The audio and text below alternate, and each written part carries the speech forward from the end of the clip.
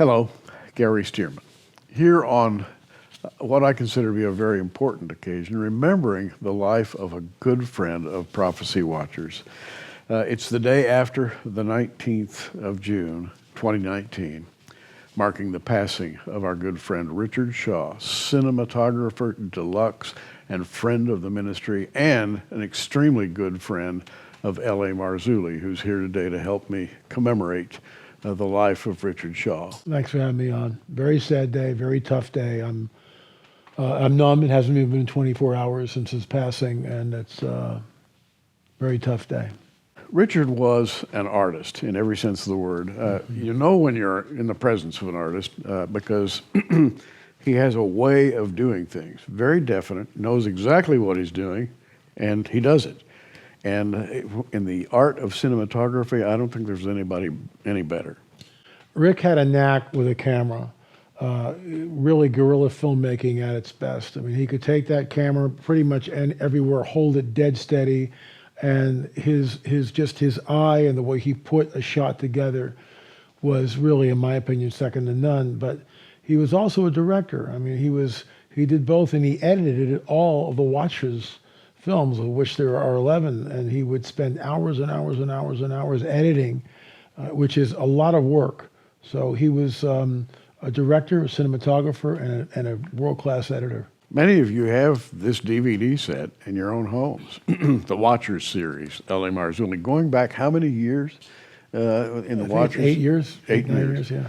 And producing some of the best work in, shall we say, some arcane areas, probing the spirit world, and in a very special way, because Christianity is a lot deeper than some people think, and looking into some of the elements of principalities and powers, the rulers of darkness of this world, in order to create a more full picture of the prophetic scene that the Bible presents.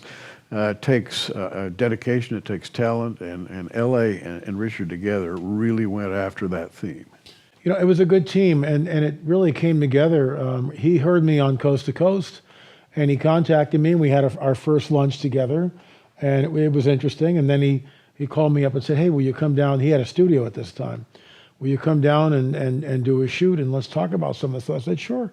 So we were in this huge sound stage. It was really cool.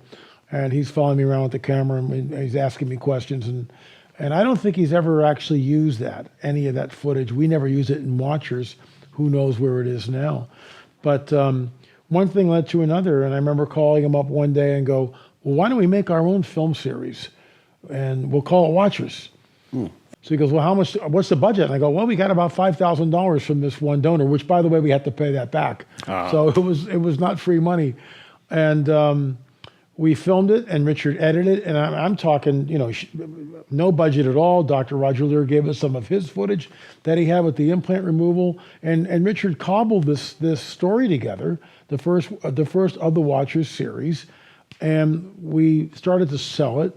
I think we printed like maybe 100 copies of it, and it sold like within 24 hours, and we're both going like, "Whoa, what's going on here?" And so we printed a couple more hundred, and they sold very quickly. And I think we printed like 500 and then 1,000, and we kept selling them out. And we were looking at each other, and people are going, "When is Watchers? When's the next episode coming out?" type of a thing. And that's what started this series. And we really traveled down to South America, all over the Americas. It was an incredible series. You know, Elliot, I think we are living the last days. And one of the things that I see that gives me certainty about that is we're uncovering the dark side of Bible prophecy, the backside, the hidden side that goes back for thousands and thousands of years, is lain dormant. You have visited places, you've brought out ideas that literally have lain out of sight for thousands of years.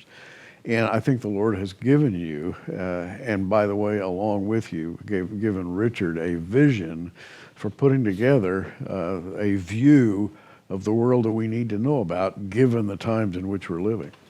I remember we would sit there and we'd be interviewing someone, let's say Dame Isabel Pixick about the Shroud of Turin, or we'd be down in Peru talking to a shaman about something with a translator. And someone would say something, and we would just turn each other like this and like look at each other and just give us, oh my gosh, did you hear that type of thing? So we were battle buddies. We went on all these excursions, and it was a great team effort. But I mean, his ability to direct and film and then edit, then cobble. Yeah. He came back from our first trip to Peru with 1,100 clips, 1,100 clips of videos. He had to sort through all that and then create a story. And that was Watcher 6, which is an incredible piece of film. At this point, and this remembrance of Richard Shaw would not be complete if I didn't put in my own 2 cents worth. At the opening of every Prophecy Watchers program, you see me flying that red Stearman. And that's courtesy of Richard Shaw. He rigged cameras on the wing of the airplane and took shots while I was taxiing back from flying. And those shots, some of them made their way into our opening on Prophecy Watchers, and I'll always be grateful for Richard's viewpoint. Having the foresight to see that and take that picture is amazing. Yeah, he, like I said, he had a knack for sizing up a shot, for seeing things that other people wouldn't see, and then capturing it on film in a slightly different way. He was, he'll be sorely missed. He was a great friend and a great partner while we were doing Watchers. We had a good run of it together, and you know, we'll miss him greatly. You know, L.A., Richard leaves behind a beautiful wife, many, many friends, and a GoFundMe page has been created. And why don't you tell everybody about it? Well, we have a GoFundMe page. All proceeds of that will go to Mary. You know, she's trying, I spoke to her this morning, she's trying to figure out how to pay for the funeral. So they're not destitute, don't misunderstand me. But Peggy and I, my wife and I, are going to contribute to that GoFundMe page. And, you know, for those of you out there who appreciate Richard's work, and if the Lord leads you to contribute, that would be great. And the link is on the screen, and they can go there and help Mary in her time of need. Richard Shaw, cinematographer deluxe, actually an artist. And like every artist, his work just says everything that needs to be said. You know, it's beautiful photography in every venue. Passed away on the 19th of June, 2019. Too young to pass away, but you know what? The Lord has our days numbered. He knows exactly what he's going to do with us, and he knows exactly when he's going to call us home, right? You know, I went on a run this morning just to kind of shake things off a little bit. And as I was running, I had this just impression that Richard was kind of gloating. And I could see his face just you know, radiant and laughing, because he got there before any of us did. And I mean, he was always, he had his curiosity for all things biblical, all things regarding Jesus and God, and where were we? And he was always curious, always probing into that, wanting to know, you know, just eager to know. Right. A list of questions like many of us have. Absolutely. But I think some of those questions, if not all of them, have been answered. Well, thanks, L.A., for sharing this Gary. time. I know it's not easy for you, and not easy for me either.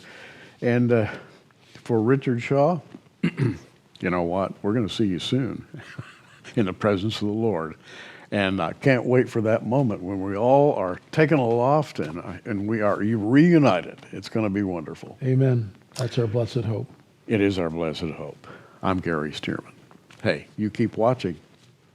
We are.